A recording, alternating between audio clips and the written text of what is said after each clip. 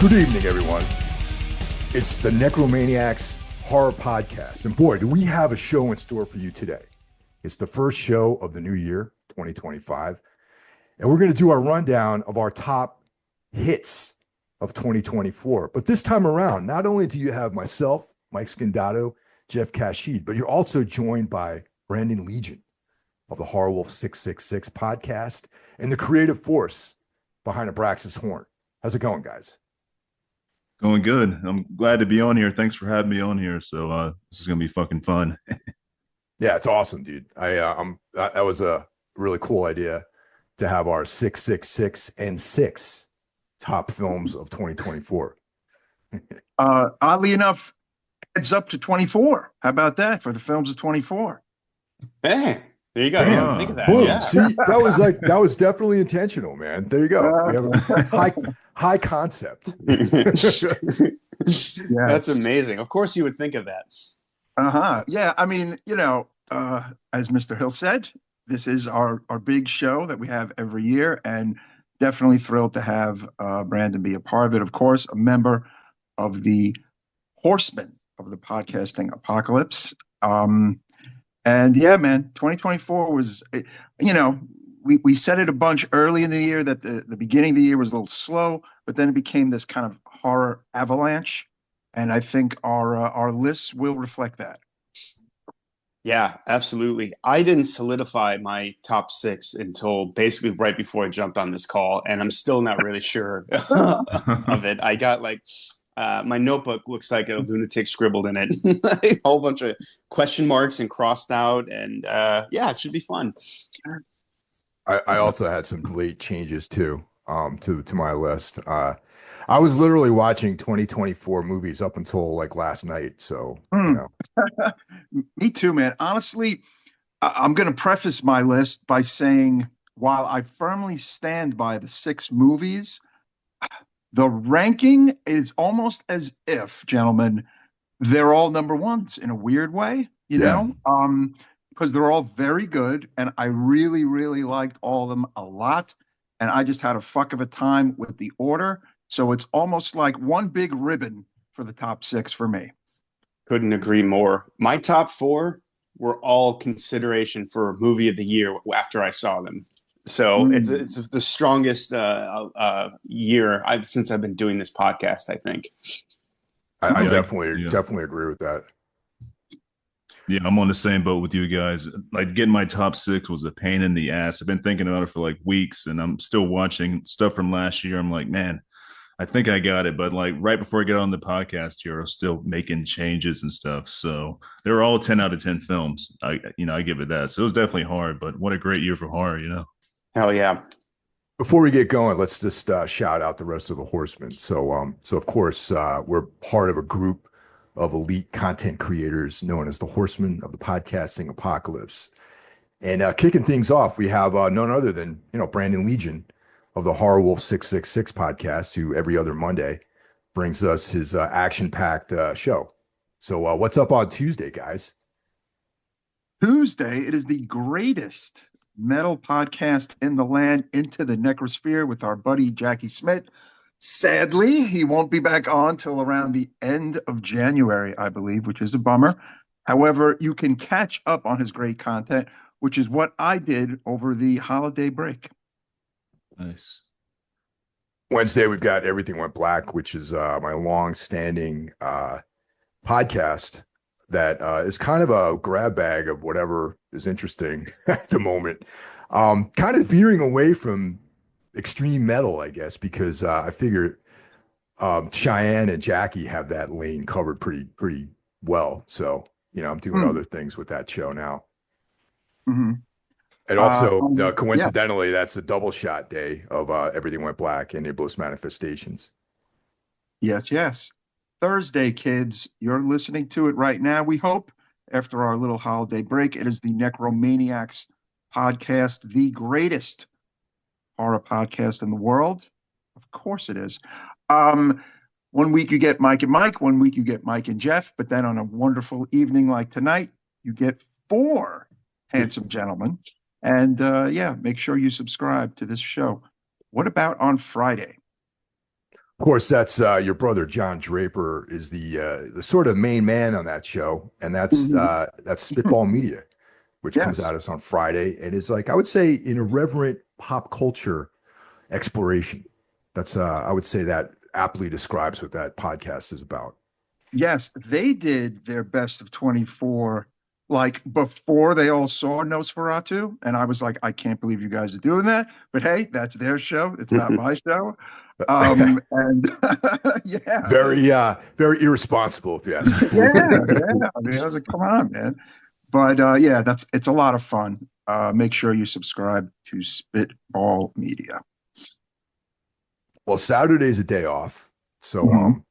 the holidays are over, man. So I don't know what else is there to do, man. All the gifts are bought. You know, like if you want to return some of those things that you didn't like, I guess you could use Saturday for a day like that. It's cold as hell up here, so if you're in Australia, I think it's a different story, though. Some of our friends down under are experiencing a different time of year than we are. Mm. But Indeed. yeah, so Saturday, go out, and live life. That's all I can say. Sunday, Soul Knock Sunday. How does that have a nice ring to it? That's a good one. I never really thought of that. So the Dark Lord, Carl Hikara, brings us Soul Knocks, day Mhm. two of he publishes episodes twice a week, the first day being Thursday and the second day being Sunday. And Carl and I are well into our Darkness Weaves collaboration, where we explore the work of Carl Edward Wagner, a weird fiction, dark fantasy, and horror author. Right now, we're wrapping up the first Kane novel called Bloodstone, and now we're moving on to the other two Kane novels after that, and then there'll be more short fiction that we're going to discuss by Wagner, since we both discovered another volume that's out of print, but we found copies of, and that collection is called Why Not You and I, another collection of weird fiction and dark fantasy horror. Awesome. And there, I believe you have it, folks. The Horseman of the Podcasting Apocalypse. Please make sure you subscribe to all of these wonderful, wonderful podcasts. Before we get rolling, maybe just I know this episode might be a little long. Maybe just a little bit about what we've been checking out during this little break. Sure. Who wants to go first? Mike, you want to take the lead on this one? Yes, I will. Honestly, it's been about music listening on this break for me. I've been jamming The Doors a Hmm. lot lately. Yes. Nice. Yeah, Stella got me Waiting for the Sun on vinyl, which I did not have. I really love that record. That record has like six bangers on it. I mean, if you're a Doors fan, at least it has six bangers on it. Um, and I got one of the Sisters of Mercy reissues of Floodland. I have the Floodland box, but I always get the individual records as well because I am quite the fanboy. Um, yeah, been listening to that and some good old heavy metal too. Scorpions, Oh, Witch Cross, which is oh, a little more underground, I guess, Witch Cross, but uh, awesome stuff nonetheless. On the reading front, I've been reading some Richard Lehman stuff. Richard Lehman, bit of bit of an acquired taste. I mean, I don't know if it's extreme horror, but it's very edgy and weird, and sometimes wildly un PC inappropriate horror. He passed away around 2001, but left behind over 30 horror novels to check out. I know Brian Keene was a fan, Jack Ketchum was a fan, even Stephen King has given him props over the years. Um, if you like your horror, a little, I don't know, a little sketch, maybe sketch is the word. I think huh. Richard Lehman is the way to go. So yeah, that's What what I've been doing. what's a good book to start with Layman? I haven't read Um, any of his material. okay, The Cellar is really good. That's from like 1980. Um, that's and then there's one a follow up that came out a bunch of years later called The Beast House. Honestly, you could kind of pick up almost any random book by his and get them for like a decent price and just kind of enjoy yourself. Like, you know what I'm saying? It's kind of pulpy, kind of just like throwbacky, you know. Were these from the 80s? Because I think for some reason it's the title and the name is seems very familiar to me. Is it part of like the Paperbacks from Hell like thing? Yeah, he was definitely a part of that crew. He did a lot of stuff in the 80s into the 90s, literally up until he died around '01. But the brunt of his work is 80s and 90s.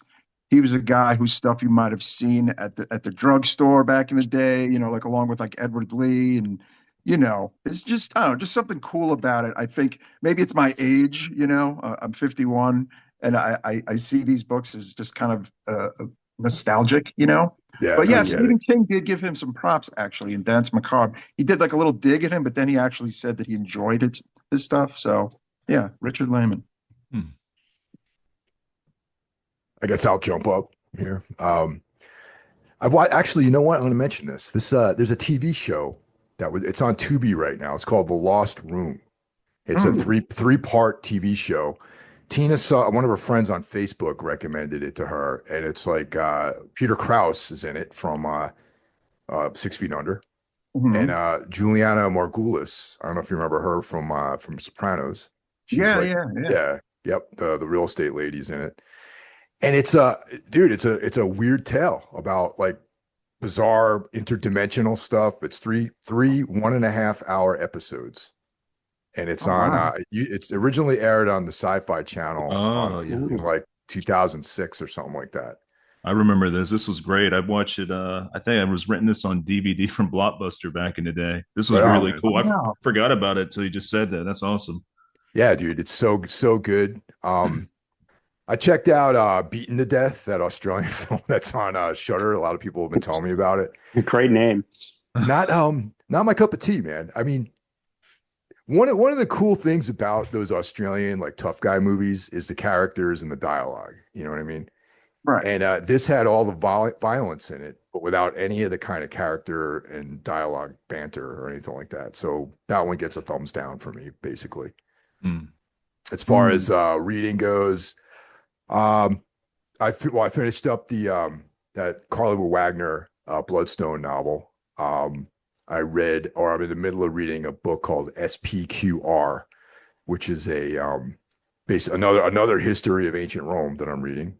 Um, Mm. it talks about the beginning of the Roman Empire up until maybe I think it ends around the time Constantine shows up. So it's more like the pagan part of Roman history. And then I've been reading this. Carl Hakara actually told me about this guy, David Gemmell, and it's like a sword and sorcery author. So I read the first novel in a trilogy that he wrote. The first novel is called Legend, and right now I'm about midway through the second novel, The King Beyond the Gate, and very good if you're into Conan or Michael Moorcock, like that sort of thing. It's like Nice. more action oriented with a little bit of sorcery, but very dark, you know. Awesome. Cool. What about you, Jeff? Oh, this should be easy. I've been doing nothing.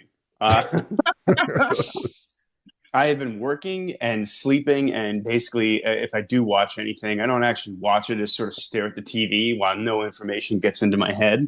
Um, Oh man. I did check out a few movies this week. I finally watched Heretic. I wanted to see that before we did our lists. I'll just Ah. say it's not making an appearance anywhere near my best of 2024.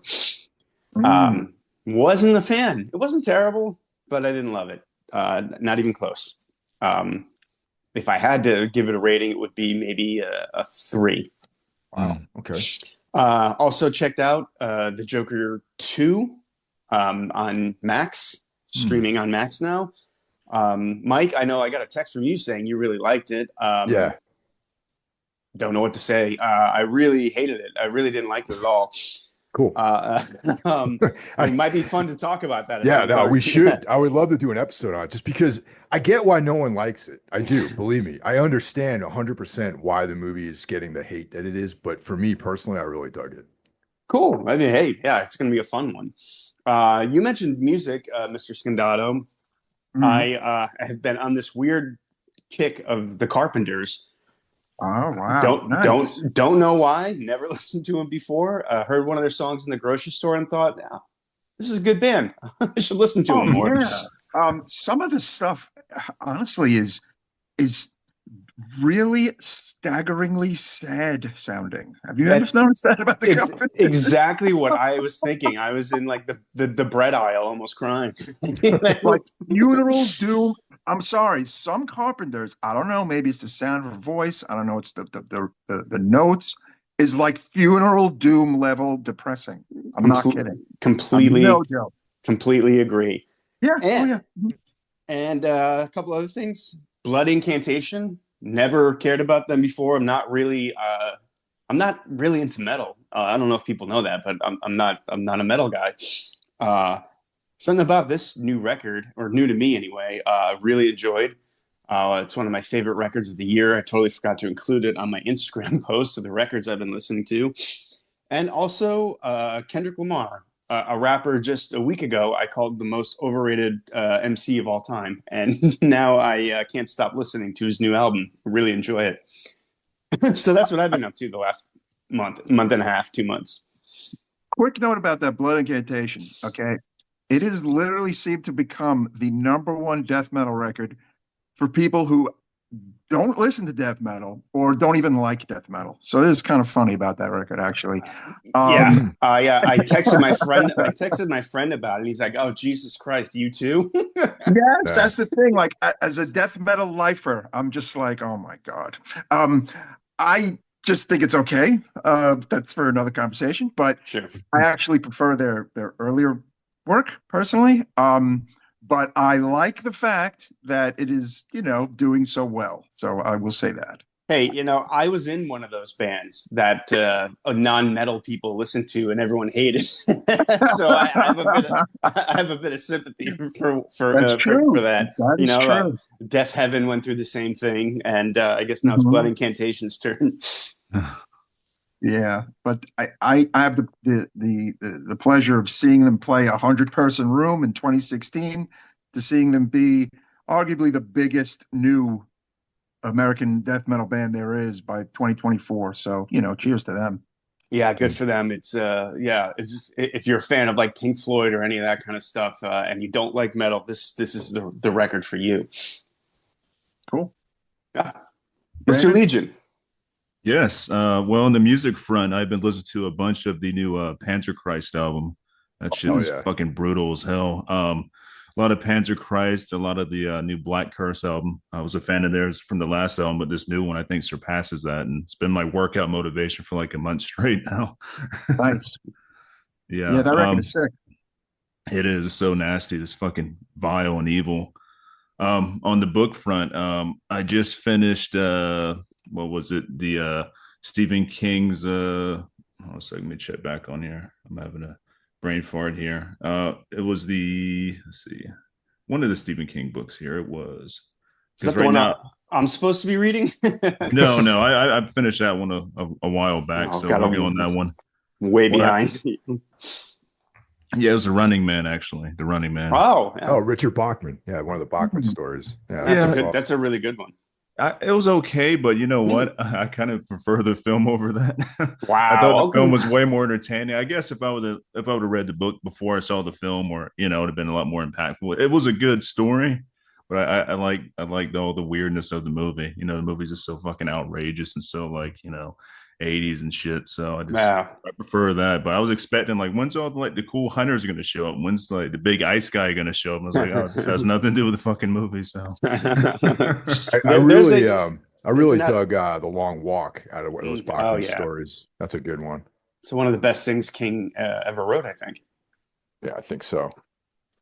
I'm also I just started the Lord of the Rings finally, the actual audiobook version, which is read by Andy Serkis. Highly recommend that. Just having Andy Serkis do all the voices and shit is really fucking cool. So cool they made a book. Cool. It's so cool they made a book out of those movies. Yeah, I heard about that. Yeah. But yeah, that's been really cool. On the watching front here, let's see. I got a list pulled up. I did have a list pulled up. That was what I've been watching. But on Shudder yesterday, I checked out this black metal horror movie called Invoking Yell. and I've heard good things about it and stuff, Huh. but severely disappointed. Like the aesthetics and everything look great. Like they nail the whole black metal feel, like the music, all the references and stuff. But nothing ever fucking happens really. Like you're expecting to see some demons come out or something, like they invoke some spirits. You never see none of that shit. So very disappointed with that one. And also pretty disappointed in another film I wanted to see from last year called Beazle. Have you heard of Beazle? Heard the name, Oh. yes. Man, like the monster is cool as shit. Like it looks awesome, but they show it like twice in the whole fucking movie, and it's just kind of all over the place. Like, really bad. I would definitely miss that one. It's on Tubi right now for free, but didn't care for that. I watched the new Street Trash, the new rendition of Street Trash. I thought that wow. was pretty. I thought it was solid. Not as good as the original, but like I think Ryan Kruger did a really good job with his interpretation of it. Cool. Yeah, I want to see that. Also, as a very quick aside, um, I watched Deadpool and Wolverine the other night, and the movie's terrible. Let's go, guys. Yeah. Let's go on to the list. Thank you. Yeah, no, didn't like it. I think man, oh man, did I just not enjoy it? Wow. And I'm a comic book person. I mean, I own the comic book store, as Mike Hill could attest. Let's just say, man, I'm looking forward to Superman and some more DC content. Marvel, I'm holding out some hope for this Daredevil, obviously, because it's Born Again, and I want to see what they do with that, and I love that shit, but I don't know, man. I just did not enjoy it. I thought it was too goofy, too silly. It was a rated R movie that might as well have been a PG movie. It was way too long. It was way too many winks, way too many nods.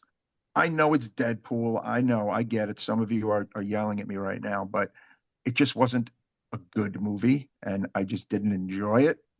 And I know it's literally the biggest movie of the year. I know it's literally $1 billion franchise.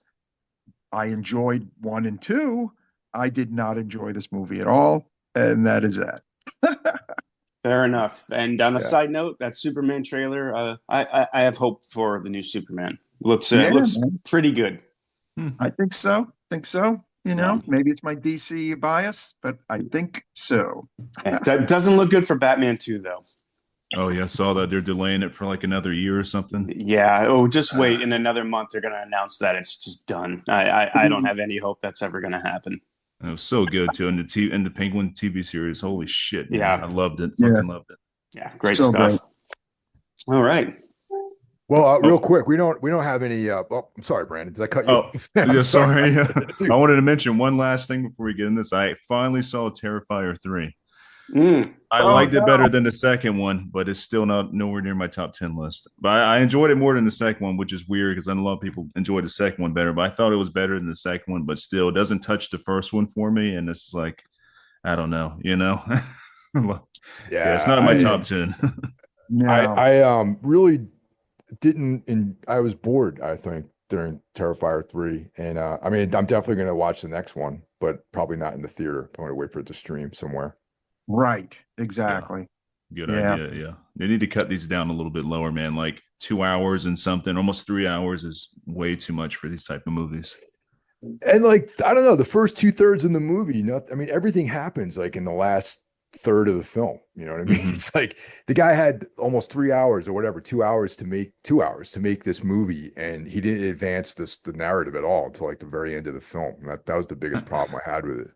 Yeah, just cut the first half out and watch the last half. You're good to go. Yeah. I'm never watching another one of those movies again after watching the first one. Dude, I hear you.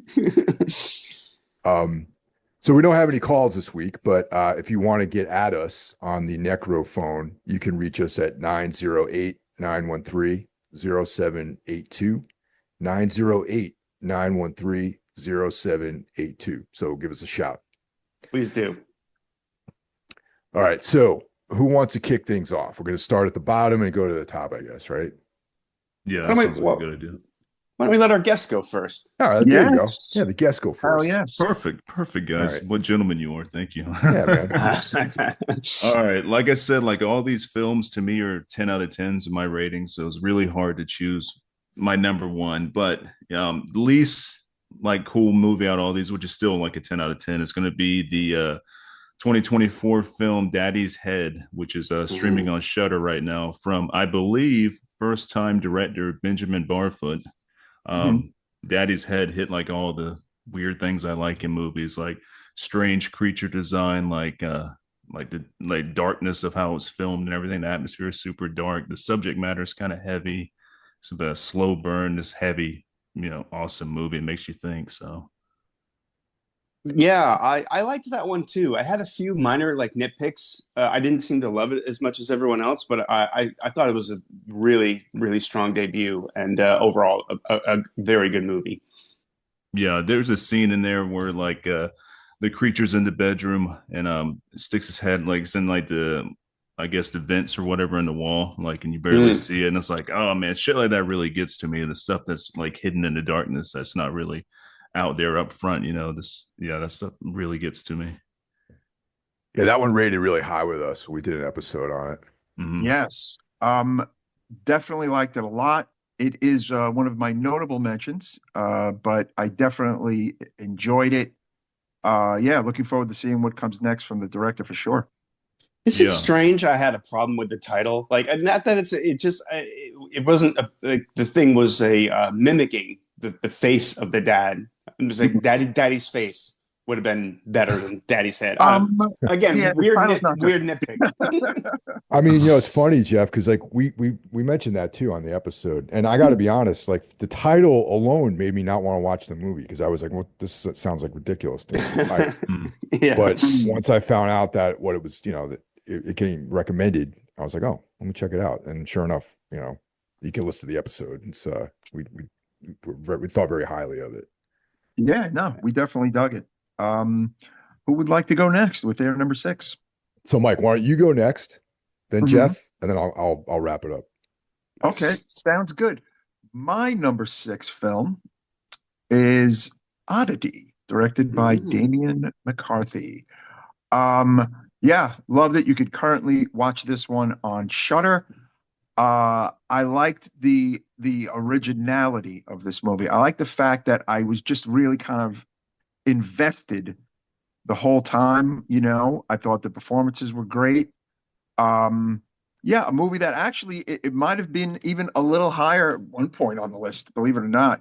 But I just kept seeing more and more of the bangers of the year, which brought it down to number six. Again, um, it's weird. I think some people were probably agreeing with me about how much they enjoyed it, and then other people were just like, it was okay, blah blah blah. But I don't know. I thought like the what I'll call the creature was just fucking sick as hell. Like Mm. the fact that it was just kind of in the background the whole time, just creeping out the viewer. You kind of never knew what was going to happen with that thing. Yeah, just a very solid horror movie. Yep, Oddity. Yeah, that was a good one. Yeah. I think any other year that probably would have made my top 5 or 6, but not this year. It is in my honorable mentions. Mike and I did an episode about it. We both Mhm. liked it a lot. I think Mike liked it a little bit more than me. Yeah. I had a few like little nitpicks, but overall, really really good movie. That director is doing interesting stuff. I liked his other film, which caveat. Yes, yeah. Yeah, yeah. I didn't take any notes, guys. So I'm gonna be like rambling like an idiot. But yeah, good movie, man. Good pick. Definitely. Okay, I guess it's my turn. I can't decide. I have 2 movies written down for number 6. So okay, I'll go with this one. My number 6 is a directorial debut from the actress Anna Kendrick, and it's her film Woman of the Hour, which was on Netflix this year. Did anyone else get to check that out? Yeah, I did offer your recommendation, and very fucking good. Very good movie. All right, cool. Yeah, I recommended that to a lot of people. I didn't know of its existence. My girlfriend picked that one to watch. Didn't expect a whole lot and was pretty blown away by a very wild true story. If you're a true crime junkie, you might have heard of this about a serial killer that went on the dating game. Uh, as crazy as that sounds, it really happened. And it's told from the point of view of one of the female contestants, and just really, really good, really strong visuals for a first-time director. I think she did a fantastic job, and I like this movie a lot. Yeah, that's something I wanted to see. Tina, my fiance, is a big true crime fan, and she also wanted to see it. But we just, in the onslaught of films in 2024, that one definitely slid under the radar for us. Yeah, and believe me, there's at least 5 movies that came out this year that I didn't get to that I feel like I really should have seen. So I totally Yeah. understand. Yeah, I'm gonna go full disclosure. I started it about a week ago, and I liked it, but I was really sleepy, and I've been trying to catch up. I just didn't go back to it. I'm definitely going back to it because I liked what I saw. So yes, I bet that's a fucking awesome movie. What I saw was very good, maybe the first 15, 20 minutes, and I'm going to go back to it, Jeff. Yeah, all right. Well, you saw enough. It's good. That's great. Right on, Mr. Hill. So my number 6 was Late Night with the Devil. I don't know if you guys remember that movie. That came out Yeah. way in the beginning of the year, and that was written and directed by Colin Carnes, and features the great David Dastmalchian in his first actual leading role. And yeah, that was like for most of the year, that was way higher up on my list. But with the onslaught of great movies, this fell almost off of the top 6. But to me, it was just a fun movie. I had a lot of fun watching it in the theater, and that probably informs why it's still on the top 6. But yeah, I've gone back and watched it a couple times, and I still really enjoy it. Yeah, I liked that one a lot. That was at one point my number 1 of the year. And when did that come out? Kind of earlier in the year, like before the summer, I want to say. Yeah, it was cold out when I went to go see that. So I think it was like February or March it came out. Yeah, so it had a long road ahead of it being staying number 1. I liked it a lot too. Bit of controversy about AI in that movie, which I sort of went over my head. I didn't pay much attention to any of that. But yeah, I really enjoyed that one a lot. That was a 10 out of 10 for me. Yeah, Back to I you, like bro. how I'm it sorry, Mike. started. I was going to say, I really liked the first half a lot, actually. Then I thought it took a bit of a dip at the end. Like it got a little off the rails at the end. Mm. And I do remember at the time, it was like a big contender for movie of the year, and then all this other shit started happening. So yeah, definitely a solid movie though. Yeah. Right on.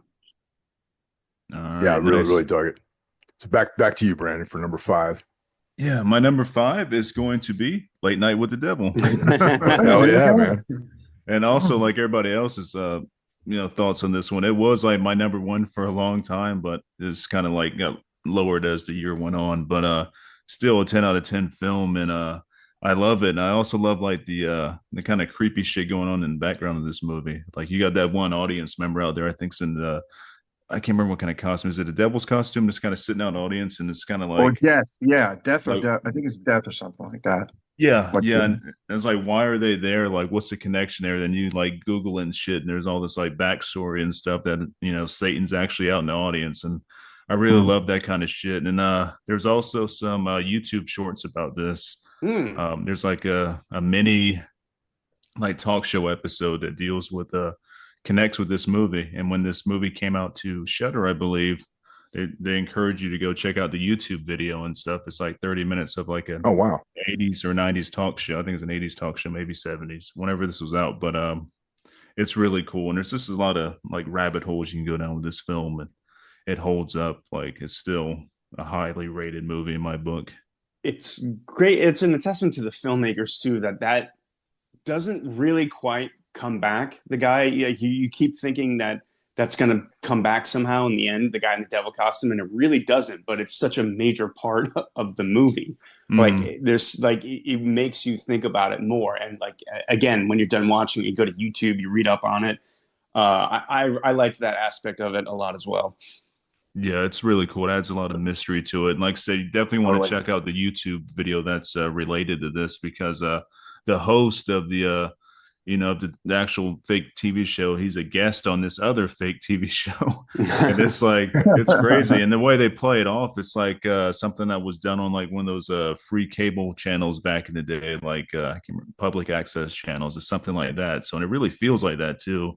And it's boring up to a point until the very end of that episode, very end of that YouTube short comes up, and then like some dots are connected from the movie and stuff. And it's really cool. That's awesome, man. Yeah, that's right up my alley, dude. I kind of miss like that era of TV where there really were just a handful of channels that people had to tune into. There wasn't like this limitless amount of content out there. Totally agree. Yeah. All right. It is my turn, I believe, huh? It is. Okay. The movie will not shock you, but I think the numbering may shock you. It is The Substance by Coralie Farragut. Great movie. Could have been number 4. Could have been number 3. Could have been number 2. Could have been number 1. However, well, you know what? It's for me personally, personal taste, personal enjoyment, I've placed it at number 5 for this year. It is an excellent film. I have a funny feeling Demi Moore is going to get that Oscar nomination that a lot of people think that she's going to get, which would be amazing. If she doesn't, it's a damn shame. Great movie. A lot of Shining nods, a lot of Cronenberg-esque moments, of course. Hopefully the director does not take nearly a decade to make a next film. But yeah, man, a movie that kind of stays with you. Definitely been singing the praises on this show of this film, and I know all of you guys dug it as well. So that's my number 5, The Substance. Yeah, it's going to come up again. Oh yeah, Yeah, definitely. No doubt. Yes, indeed. It's me. Oh, Yeah, shit. it's you, Jeff. Hi. I'm half asleep over here. Jesus. I've been up since 2 a.m. Okay, my number 5. It's going to be controversial for some reason, but my number 5 was Maxine, the third part of the Ty West X trilogy, which everyone seemed to really hate this movie. And I went in with much lower expectations. I read the reviews, I saw the comments, and I loved it. I had such a great time watching it. I thought it hit the marks it was trying to hit, the 80s homages, the giallo nods. Sure, it gets a little wacky at the end, but it's pretty much what I expected, and it was visually very impressive, and I really had a great time watching it. I watched it a second time because Mike and I did an episode about it and liked it even more. Usually when I watch something the second time is when I start to pick things apart more, notice flaws. But man, I had a great time with this movie. I don't quite understand the hate this movie got. Yeah, me neither. It's in my top 10. It is not in my top 6. I liked it a lot. It's in my honorable mention, of course. I think it had a lot to live up to, and it had a lot of like lead up hype, and maybe you could have honed it in a little bit with the porn and the serial killer, and there's kind of like a lot going on at one point. I almost feel like, but I did like it a lot, and I actually do want to watch it a second time. So cheers for adding it to your top 6. Yeah. All right. Any other year that would have been in my top 6, I think. Maxine. And I think the trilogy of films that West made are awesome, and I'm looking forward to getting some sort of physical copy of all 3 of those, hopefully at some point. But I don't think it's the black sheep of the trilogy people have made it out to me. For me, Pearl was that, and I did like Pearl, but it was my least favorite of the 3. Agreed. Okay, good. All right. Yeah, that's same for me. And you know what's wild? I forgot Maxine came out this year. I mean, last year. I thought it was the year before that. I'm like, oh shit, that was a 2024 movie. I love this one too. I give it like a 9 out of 10. I thought it was great, and I actually enjoyed it more than Pearl, and I like Pearl. But it's just weird knowing that it came out in 2024. I swore it was like the year before. Yeah, dude, I hear you. So many films came out this year. It's hard to keep track what year they came out in. It is. So my number 5 is Daddy's Head. Which we discussed that earlier, but that movie really, I still think about it, and it still gives me this like sort of cold like feeling when I think about it. And watched it twice. Second time, still effective. I like the weirdness of it. There's the visual aspect of it was great. The atmosphere, like everything about it, I really dug, except for the title, of course. Like it would have been really cool if it had like a more apt title, you know. Yeah, the original title was Diddy's Head. That's the original title. Yeah, word on the street. Topical that's a horror humor. movie. It's become such a cliche, and I've seen people complain about this, that horror movies as a metaphor for grief has become so cliche. But when you do it as good as Daddy's Head does it, it's fine. This is how you do it. Movies like this, and of course, the movie gets compared to the most, Babadook. You can do this and do something original with this concept. It just doesn't have to be the same thing you've seen a million times in a million horror movies. You can elevate it, and I think Daddy's Head did a really good job of doing that. Mm-hmm. That ending creeped me out, man. Yeah, the ending was just.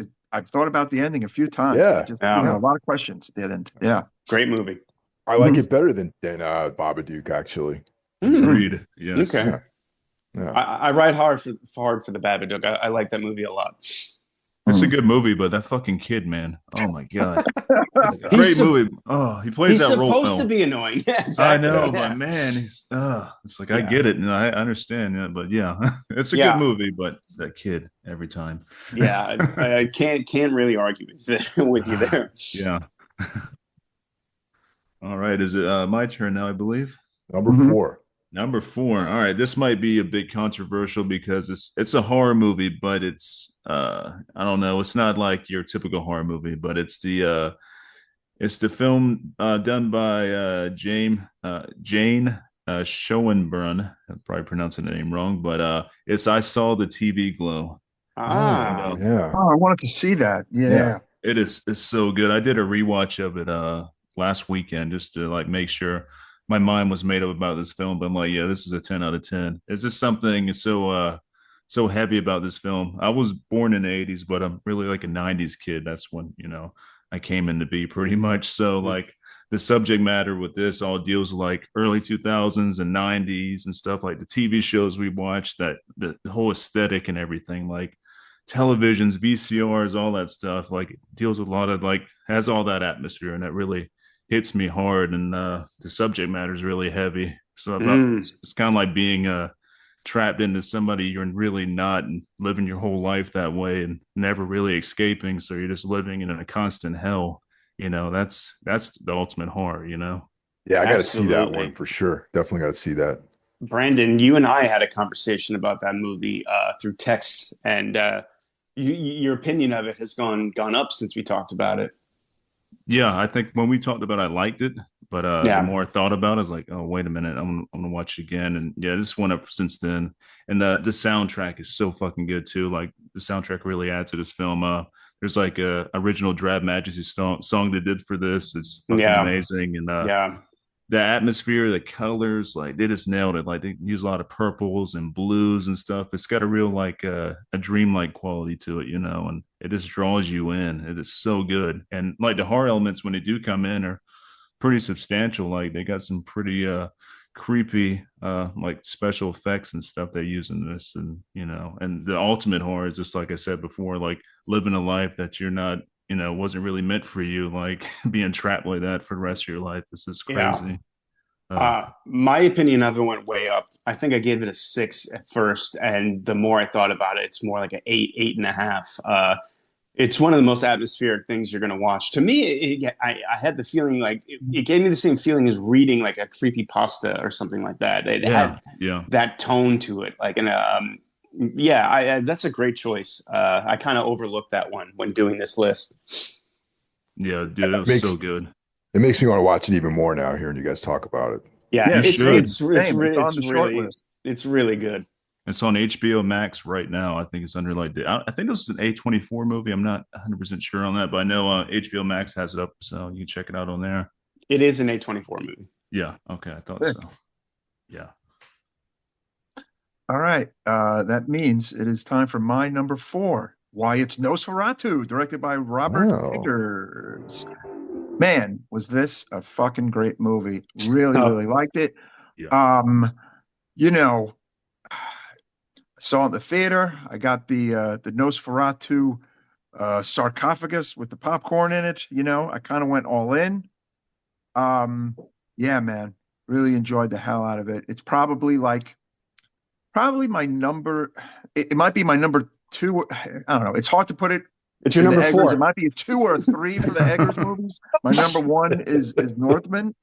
Oh wow, really? Northman, my number 1. Oh yeah, love Northman. Yeah, Oh, yeah. Northman rules. I love that That's my movie. jam. Yeah, great movie. I think I'm gonna go Northman, and then it's a flip floppy Witch, Nosferatu, Lighthouse. Lighthouse is definitely my 4th, gotta say, but liked Ooh. it.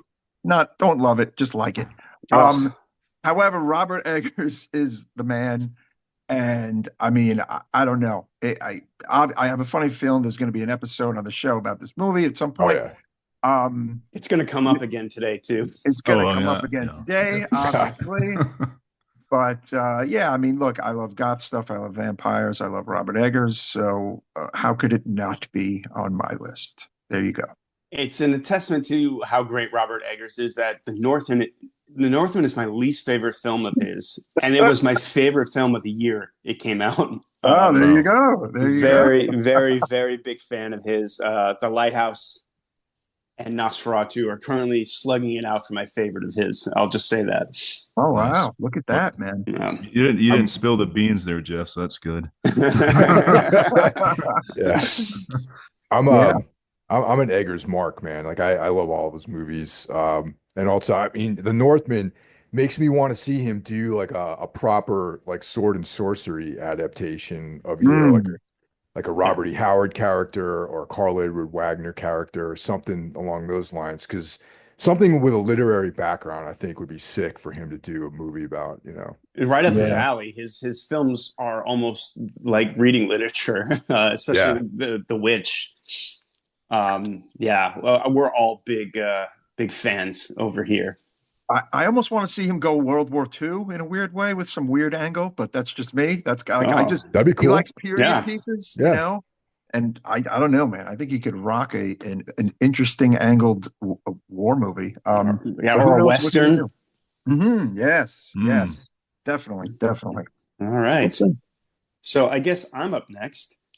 My number 4, I mentioned it earlier. It was a strong consideration for movie of the year. It was Late Night with the Devil. Oh, Nice. Hell excellent. yeah. Yeah. good So what more can I say about it? Really great, fun too. It's a fun movie. That's something that gets overlooked a lot. I don't even people say that enough. I had a blast watching it. Movie has a bit of a sense of humor about itself. It was crazy, Mike, when you said that. That was David Dels. I can't say his name. How do you say his last name? David Dasmalchian. Dasmalchian. It's crazy that that's his first leading role. I never Yeah. really thought about it until you just pointed that out. Yeah, he's a Like, great supporting actor, man. I'm glad that I like to see him as a leading guy in more movies, you know? Totally. I first Yeah. took notice of him in The Dark Knight in that small role, but he made a huge impact in the 2 minutes of screen time he had, and took notice of him ever since, and been a fan. And he clearly has a love for the horror genre, and I appreciate that. He's great in this movie, and the movie is phenomenal. Loved it. Yeah, he pops up in a lot of like those kind of discussions, you know, like when you'll see something on Shudder, he always chimes in with his opinion about stuff, which I think is cool. Absolutely. Yeah, he seems like a real horror person too. You know, he's a collector and a viewer and stuff like that. So that's also really awesome. He also just seems like a weird, interesting guy too. Like when you see him on these like, you know, sort of like talk show type settings, like, you know, like a Shudder thing about horror. He just seems like a cool guy, like interesting weirdo sort of dude, you know? He used to shop in my grocery store. I saw him all the time. Oh, really? Yeah. Cool. Yeah. Damn. One time, I'll just say he seemed very upset with someone. I'll just leave it at that. Oh, jeez. Yeah. But yeah, I get what you're saying. Totally. All right. So for me, my number 4 is The First Omen. Oh. Yeah, directed by Arkasha Stevenson. That one, you know, I know it's a mainstream film. I know it might not be on other people's lists, but I really enjoy that movie, man. I've watched it a couple times since the first viewing in the theater. I love how European it is. I love the feel of the film, the atmosphere, the score is great. It definitely felt like I don't know, maybe like Argento or Fulci making an American film when I watched Hmm. it. More leaning more towards like an Argento style film. But yeah, I think Nell Tiger Free was great in that. Um, she played the role really well. And it kind of fit, even though there's some inconsistencies with the original lore of the Omen. I think that it was a really cool, prelude to the film, you know. Mm. I agree with that. Yeah, Mike, you and I did an episode on it.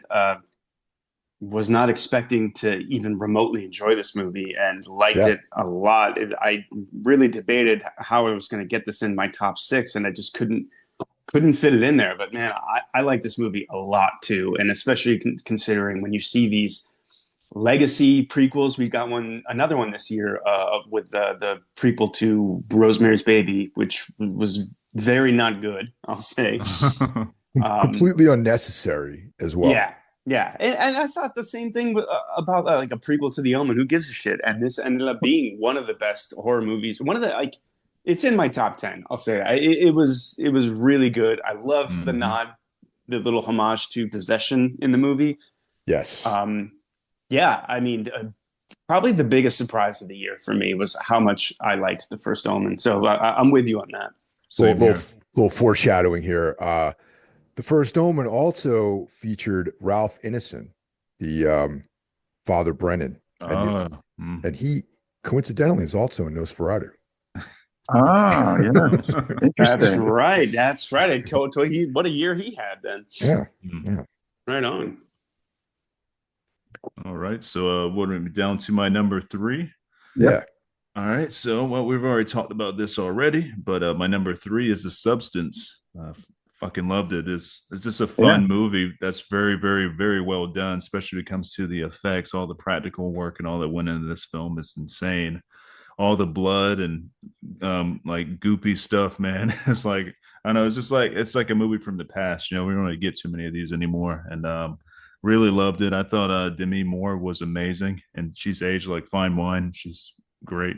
Yeah. Like Stunning woman. 62 years old, man. It doesn't. It's still fucking out there rocking it, man. Good for her.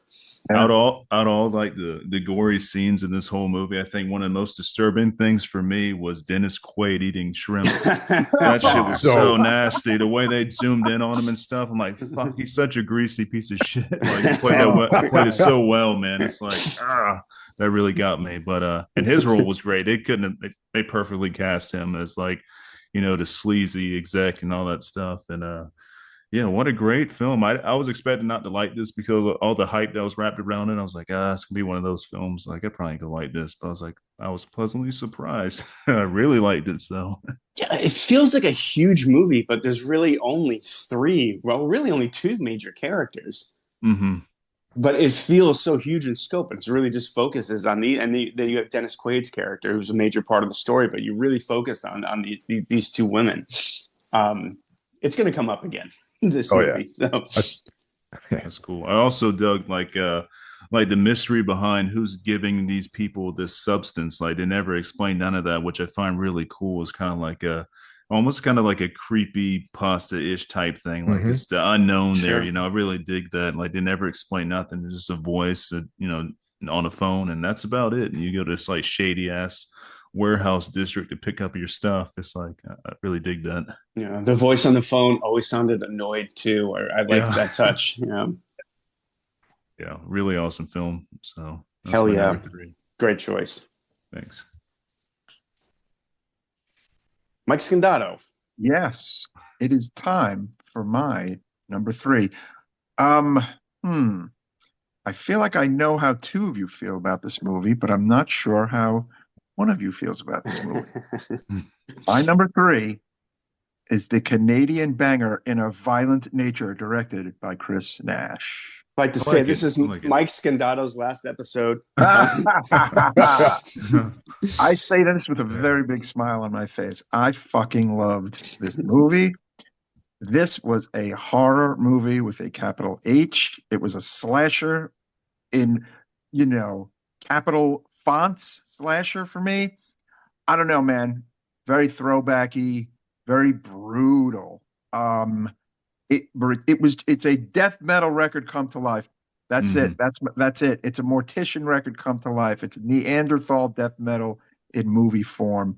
That is why I like this movie so much, honestly. And I really liked the ending, which I thought was really cool. Uh, Looking forward to the hopefully inevitable part two of this movie. Um, Man, I don't know. I just was like fucking so into this movie. Maybe it's the death metalness in me. I don't know. It just reminded me of just being a young kid and renting Friday the 13th, 1 through 4 at a video store, but obviously amped up a bit. Mhm. Um, I don't know. I loved it. That's my number three in a violent nature, and I'm I'll fight you. I'll fight you. Yeah. I'm I'm with you, glad. Mike. I like it too, Mike. I'm right with you. Thank you. I dug Thank it. you, I'm Brandon. with you. Thank you. Thank you. I'd Thank like you.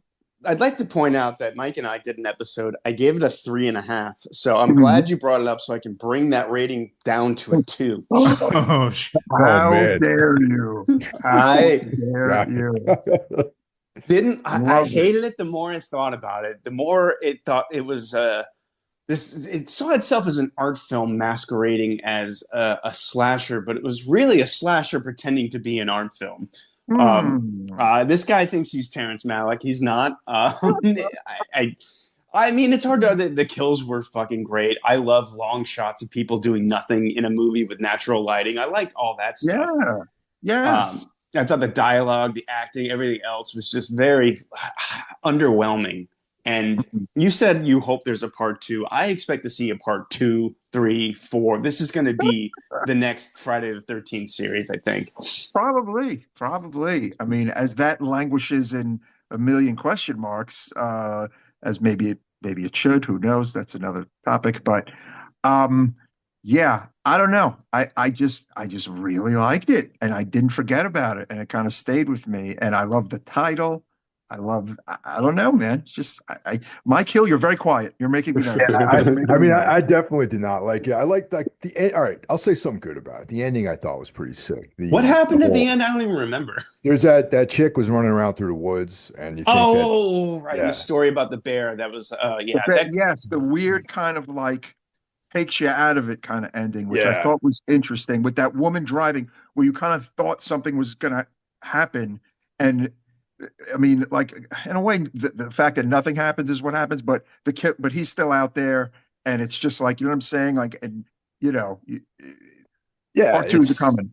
yeah. The ending I thought was cool, just because it seemed like she was running around the woods like forever. You know what I mean? And it's nighttime, and it seemed like it was a big loop. You know what I'm trying to say? Like the mm, film, it seemed like they just took that and looped it, and it was just Mhm. endless anxiety, like running through the dark woods. And and then at the end, of course, you think that it's something sinister there's something Yes, sinister about her yes. being in that Hmm. truck with that lady, and you half believe that she's gonna bring her to some like shack out in the middle of nowhere, and that dude's gonna be there. You know what I'm trying to say? So yeah, yeah. so yeah, there was that element which I appreciated, but the other part of that film, I just was like, I was kind of bored, man. I got to be honest. Mm. Okay, fair enough. Fair enough. I love this movie. Brandon, tell me what you liked about it. Well, pretty much all the things you said there, man. The kills are great. I'm a big fan of the Friday the 13th movies and stuff, so I really like the homage that was paid for that and stuff. And Mhm. yeah, I like the way it looked. It was great. I didn't really the acting was what it was, it wasn't great, but it's a slasher movie, so I'm not expecting too much out of that. But Right. I did. I dug the atmosphere. It's everything you said there. It's like really caveman like death metal, and that's Yeah. personified on film there. That's what this is. And, it's Yeah. everything I thought it would be. I dug it. But yeah, I definitely can see the hate for it and stuff. A lot of people really hate this movie, but I happen to like it. It wouldn't make my top 10, but pretty close. Hmm. Understood. All Yeah. righty. I like being the oddball sometimes. And I have one other movie that I don't know. I don't know where this is going to be among the three of you, but we'll see where it lies. Next, please.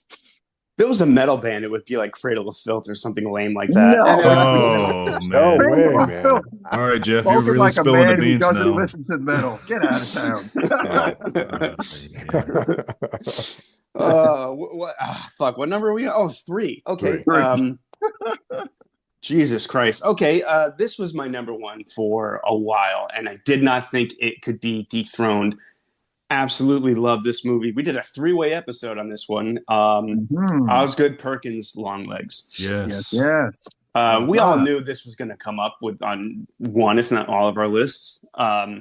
Osgood Perkins I like what he does. He does these slow burn, atmospheric little like tales. Again, they feel big, but they're really kind of small stories.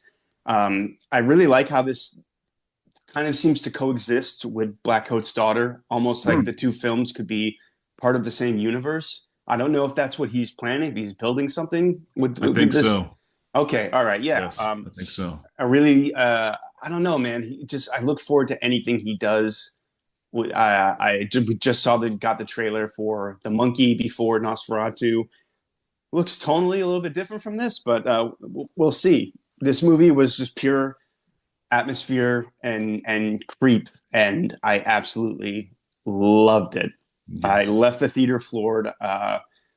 And on a second viewing, I felt the same way. Nicolas Cage, people are pretty split on Nicolas Cage of his acting style, and I am to some degree. But when he knocks it out of the park, man, watch out! And he is fucking great as the titular killer in this. I thought he did it an incredible job. Osgood Perkins seems to know how to rein him in and let him loose when he needs to. And I don't think this movie made one false step at all. Loved it. It was perfect. Agreed. So it's my number three. Oh, it'll make an appearance again. Oh, interesting. My opinion of it has risen quite a bit since our original episode that we did, because I saw this in the theater with Rennie and his family actually down in Philadelphia, and Rennie, of course, is our quality control manager. Mhm. So I remember both of us kind of being like a little cold on the movie when we left, but I watched it a couple more times and thought I'm starting to warm up to it a little bit more. So yeah. Right on. Good to hear. Yeah, and right now is the best weather to watch it in when it's cold. Yes. And fucking like this is the weather to watch it in for sure. Yes. Oh, yeah. Winter horror. Yes. Yes. No doubt. Couldn't agree more. It's almost cold here in Texas. I think it's in the 60s right now, which is the best I can fucking hope for in this state. So, I'm up. Okay. Wow. All right. So my number three, Oddity by Damian McCarthy. And of course he did Caveat, which is another film I really dig. And this is, for me, this works. It's weird. It's a weird tale. You know, it's got like a lot of atmosphere. And it kind of fits in. I hope that it fits into the same universe as Caveat, because there's you see the actual doll like in the that sort of cabinet of curiosities that the main character has. That was a nice touch. Yeah. So looking forward to more from Mr. McCarthy, and Oddity definitely. I think we all more or less dug that movie. So that's my number three. Yeah, that's a good one. Oddity is fucking awesome. Liked it a lot. All right, so we're now down to my number two, huh? Ooh. Yep. This was one I've been debating about for like the past I saw Nosferatu last week or this week? I don't even know what fucking day it is. But anyways, yeah, this is a big debate. And I'm still almost torn on this, like what my number one and two is. But as of right now, I'm gonna say my number two is gonna be Long Legs. And damn, it could be nice. number one in a heartbeat, because to me, this is a perfect film. I fucking love Long Legs. My first viewing of it just left me like with that cold, creepy feeling. Like it's like, man, you really get pulled into that universe. And Nick Cage is my favorite actor, so I'm a little biased, but this is Nick Cage at 100%. And he was so fucking this creepy and memorable, man. He wasn't in the movie a lot, but it's like his presence is throughout the whole movie, which it kind of is, you know what I mean? If you've seen it and stuff, But Yeah, so good. I love his performance. I just love the complete darkness of this movie, like atmosphere wise. This is very bleak, very dark. There's no hope with this. There's no happy ending. None of that stuff. It's just complete darkness. And Osgood Perkins does really good work. Like The Black Coat's Daughter was another, like, one of my favorite films, and this has that very similar feeling to that. This complete blackness. And Yeah, yeah, I loved it so much. Great movie. yeah. It was hard to like choose between this one and what my first one's going to be, which you probably already know now. But I was like, man, I don't fucking know. I was like, really, today I made that choice. Like, all right, this is going to be my number two. This is my number one. But yeah, Yeah, so good. I yeah. I also played found played out with that for a while too. Nick Cage has this ability to he can scream at a certain like decibel where it doesn't like peak whatever recording shit they're using. And they said that's a talent that like hardly any actor has that talent, but he can do it. Wow. Like that scene where he's like screaming in the car, like I was that's just all him. He stopped it right before it peaked and everything, and he can do that on command. And I thought that was really fucking cool. and it's one of the best scenes in the movie too. Oh yeah, It's he's so just haunting. yeah. Just him in the car screaming and just chills go up your spine. Like, wow, how fucking creepy it is. The first scene in that movie when he shows up and little girl's outside playing in snow, he's like, "Oh wow, I forgot to wear my long legs." I'm like, "Oh god, it's so creepy." He's got like a whole like Tiny Tim thing going on with him, and Tiny Tim I thought was incredibly creepy, but very talented, but Could very not fucking agree more. creepy. Yeah. Yeah. And like he totally nails like that Tiny Tim feel and shit, man, and like yeah, so memorable, so good. Amazing. All right, it is time for my number two. Man, I just saw this one recently, and it was literally almost number one. In some ways, it could be number one still. I don't know. It is Strange Darling by J.T. Morgan. Oh. Holy fucking shit, that I love this movie. Wow. Hmm? I fucking love this movie. Loved it, loved it, loved it. It was like a little bit of almost like Tarantino, a little bit of horror, a little bit of obviously thriller. I did not read anything about this movie before I saw it. I did not listen to any podcasts about this movie. I just put it on because it just kind of kept popping up, obviously. And I don't know, man. I fucking loved this movie. I was glued to it. And it's basically, again, at one point it was going to be my number one. I was talking to my brother John about it, and he's like, "Dude, how fucking good was that movie?" We both loved the hell out of it. What are your guys' thoughts on Strange Darling? Haven't What seen didn't, it. Haven't didn't seen it. Giovanni Ribisi shoot that on 35 Yes, he millimeter? sure did. He shot it, but he did not direct it. I Not fucking only love it. Love it. is this Mike Scandato's last episode, but he's being Yeah. edited. You're being edited out of this one right now. Ah, Damn. I it hate reminds it. I me hated of- this movie of- so much. Of a pulp novel. Loved it. Oh But wow! with horror. As much as you liked it, I hated it. Mike Hill and I, Uh, we did an episode on. We were Yes, not. I kind know to you it. did an episode about it, but I didn't listen to it because I wanted to see the movie. Yeah, I did not listen to the episode. I didn't listen to it. On Yeah, purpose. I don't think you should. Ah, Yeah, Okay. I wasn't into it. I man, love but the twist. I didn't know what the twist was going to be, actually. That's, you don't understand. It was just like a blind viewing that just fucking rocked my world. I loved it. Fair I'm enough. gonna The movie- give it a chance for you, Mike. I haven't seen it, but I will watch it sometime Yes. this year, maybe. You, So yeah. you are a man of reason. You're an intelligent man of reason, Brandon, and I think you're going to like this movie. How about that? All right, cool. We'll see what happens. Yes, I won't give the twist away since that's literally the only thing the movie has is up its sleeve is that twist. Listen, I listened to the podcast already, so I kind of already know the twist. Oh, I'm okay, like, oh yeah. shit, yeah. I was like, yeah, I'm not gonna watch this. I'll listen to the podcast anyway. So yeah, I just pretend I didn't listen to the podcast and see if I can go in blind. So People are very split on this movie. You talk to one person like we're doing right now. Mike Scandato loved it. I hated it, and that seems to be the back and forth I see a lot. There is no middle ground with this movie at all. Like people are either all in or all out.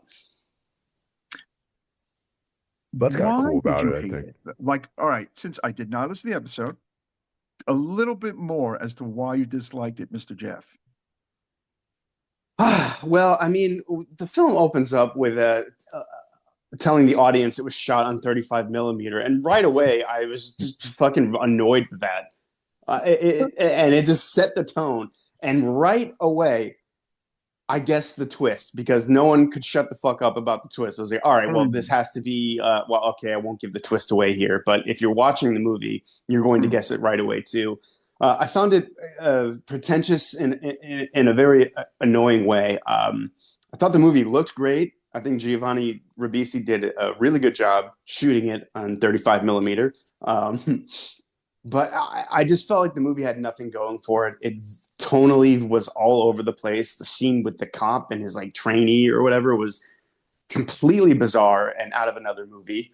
I will say the ending of this movie was very similar to In a Violent Nature. And I like the ending in this a lot better. If the whole movie was as good as that ending, I'd be singing a different tune. But everything leading up to it just didn't do it for me, man. I hated spending 2 hours with these characters. I hated the lead actress a lot in this role. Really? Yeah, she annoyed the shit out of me. Maybe it was I was in a bad mood. I don't know, but I did see it. I think I saw that one twice to do the episode, and I hated it more the second time. Wow. Yeah, I will say too, the breakfast scene. Wow.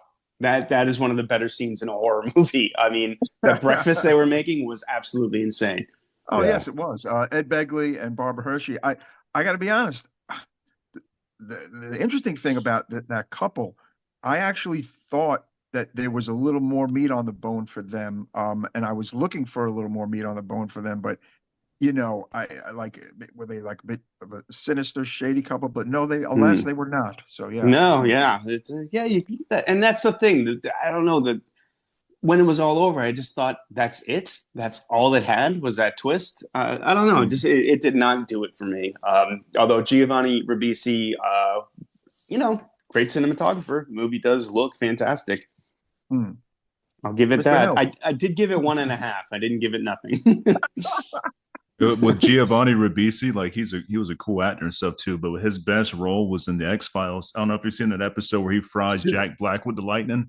Yes. Yeah, I hate Jack Black. I'm so glad he got fried. Yeah. Hate Jack Black. Yeah, you're right to hate Jack Black. He sucks. So Giovanni Ribisi, he's good in my book. Fry him with lightning. Oh, shit. Is it my turn? Yes. Oh, Jesus fucking Christ. We're at number 2 already? Okay, my number 2 has been discussed already. It's The Substance.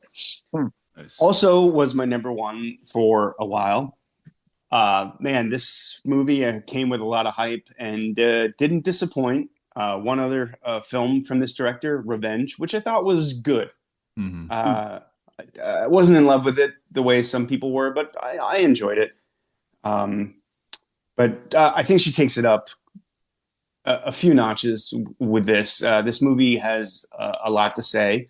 Mike Scandato, you brought up an interesting point in our group text. You said only a woman could have made this movie, and I think that is 100% accurate. Because people compare it to a David Cronenberg film. I don't think you see its influence, but David Cronenberg could not have made this movie. It's very funny, satirical in a way that Cronenberg films just aren't. His films tend to be a lot colder and maybe funny to someone like him, but not outwardly laugh out loud funny like this was. The movie goes completely insane in the third act, and it's probably the best part of the movie. Sometimes something like that could just really derail something, but for this, I mean, it just brought it up to a whole different level. I think finally horror is going to get a little love when it comes to awards. Because with this movie, and this deserves it.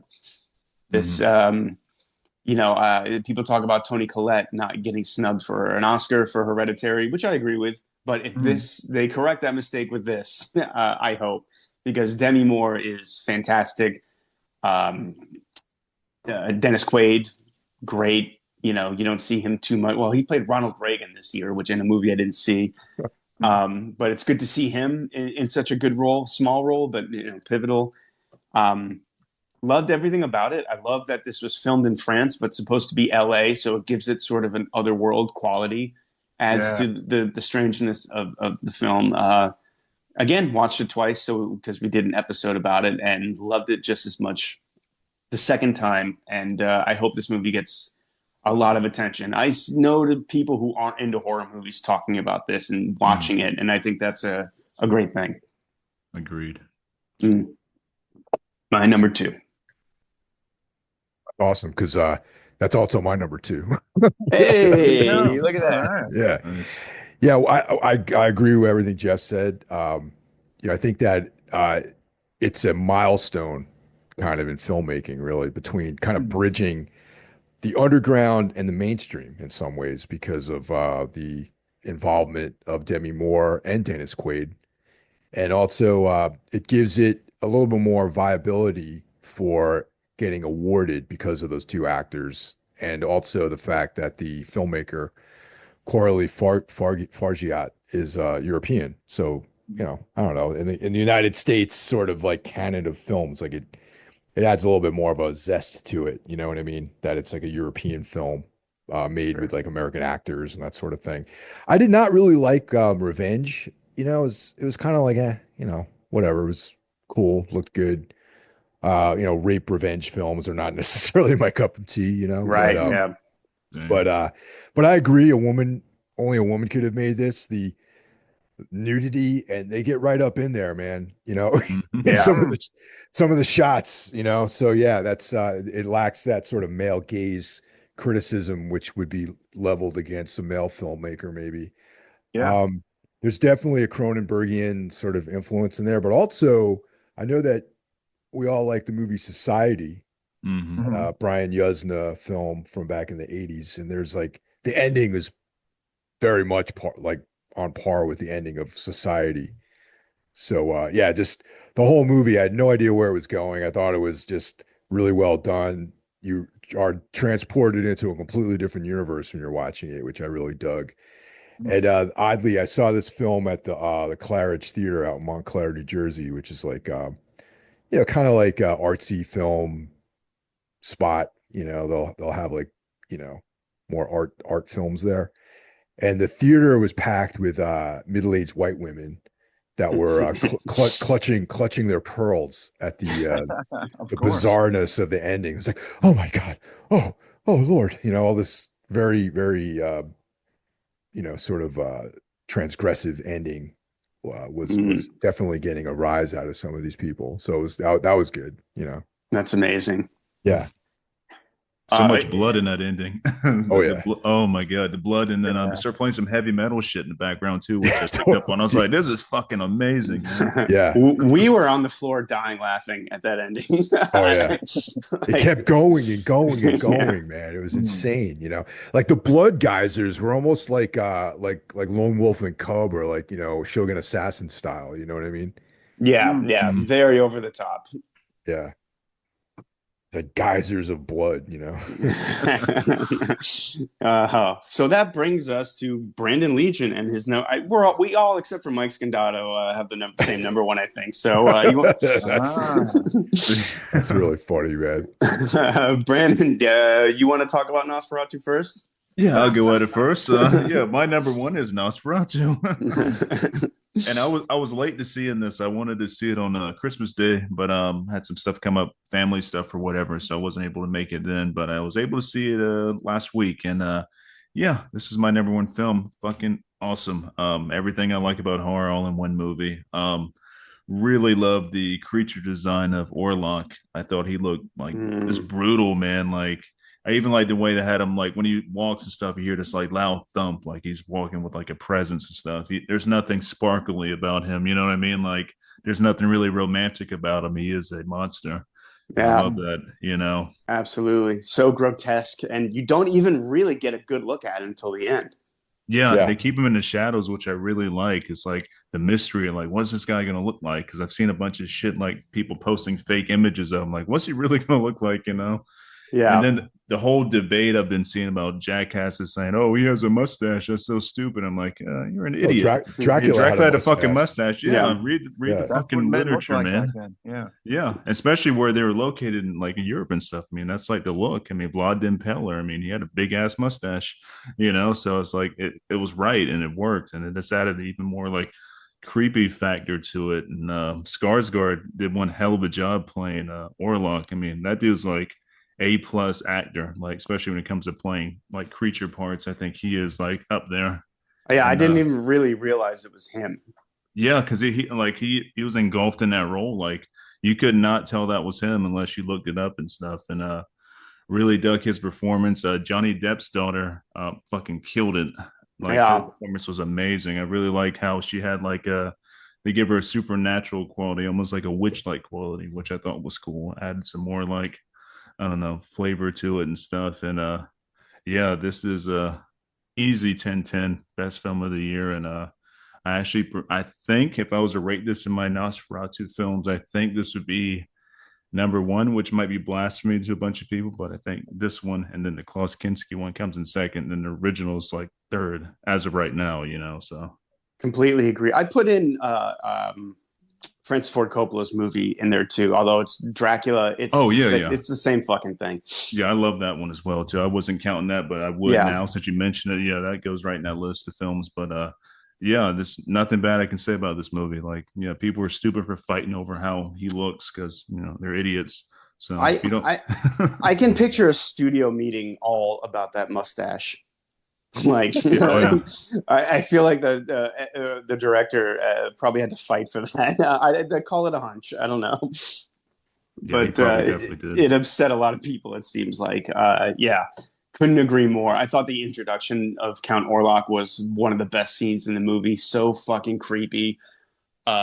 Everything about the stuff with the Count was easily the best part of the movie. Mm-hmm. But hey, it's going to come up again, so we can. I'm dying to know what Mike Scandato's number one is. Why, Also, my William number Dafoe was one- amazing. So Yes. you can't forget him. All right. I mean, you could kind of figure it out. My number one is Long Legs, directed by Oscar. Oh, Yeah. nice. How are you, Mike? Nice. That's my number one. Nice. Honestly, the more I thought about this movie, I'm about to give it a second viewing. I mean, the theatrical viewing I saw by myself, and it just kind of creeped me the fuck out.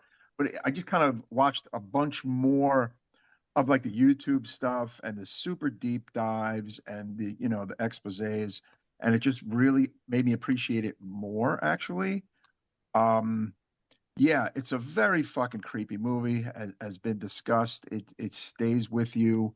Nicolas Cage was fucking amazing. I mean, I don't know. Osgood Perkins, like Robert Eggers, excuse me. I mean, I don't know. I feel like I would struggle to dislike anything they're going to do. You know, Yeah. I predict the Monkey is going to be a solid film, or at least knock on wood, I hope so. But yeah, man, I guess of all the six movies, right, in my top six, this scared me the most. Okay, and this creeped me the most and stayed with me the most, which is why it is my number one of the year. So there you go, Long Legs.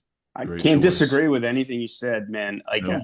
these, my top three could all be my number one. There's nothing wrong with no complaints really. Mhm. Yeah. It was just one of those years. But yeah. What Fucking did hell, you? man. The trailer for the Monkey kind of threw me for a loop a little bit. I gotta say, I was like, this seems almost like a comedy. A tinge, yes. Yeah? I hope Okay. it's not too much. But I don't know, man. We'll see. Like, it's from a Stephen King source, right? From Yeah, great story. one- Yeah, read it when I was Keyshawn, young. yeah. Yeah, I need to reread that. I don't think I read that since like early high school. But I don't know. I'm just kind of going by his track record, right? That I'm gonna enjoy it. I mean, I don't know. It seems a bit of a ways away from Long Legs, yes, but I'm very optimistic. Yeah, me too. Mhm. Yeah, he's made some films I wasn't crazy about, but none of them were outright bad. Right. Right, exactly. I didn't really care for the Gretel and Hansel movie that much. I do need to rewatch it, but I remember being kind of underwhelmed after the two previous films he did, Black Coat and The Pretty Thing That Lives in This House. But yeah, really That was looking like a forward to the monkey. mild, mildish mainstreamish attempt, right? You could Yeah, say. yeah, totally. It's not a bad movie. It's just kind of like I don't remember anything about it. Yeah. Mhm. Well, Black Coat's Daughter is my favorite of his, actually. It's yeah, to this day, still, even though my opinion of Longley is definitely going up, though. I think it's due for another viewing of that. Yeah. Definitely, yeah. All right.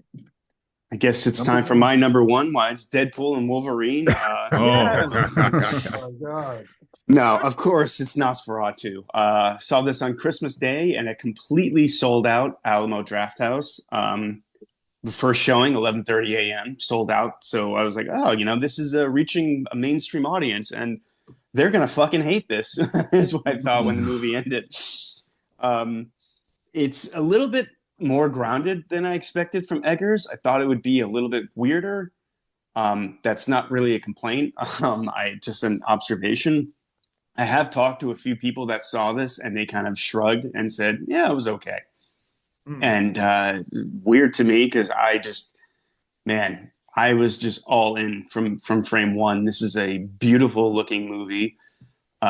We talked a bit about the Count. I thought all the stuff with him was incredible. The way he moved, the way he spoke, that heavy breathing, such a creepy performance.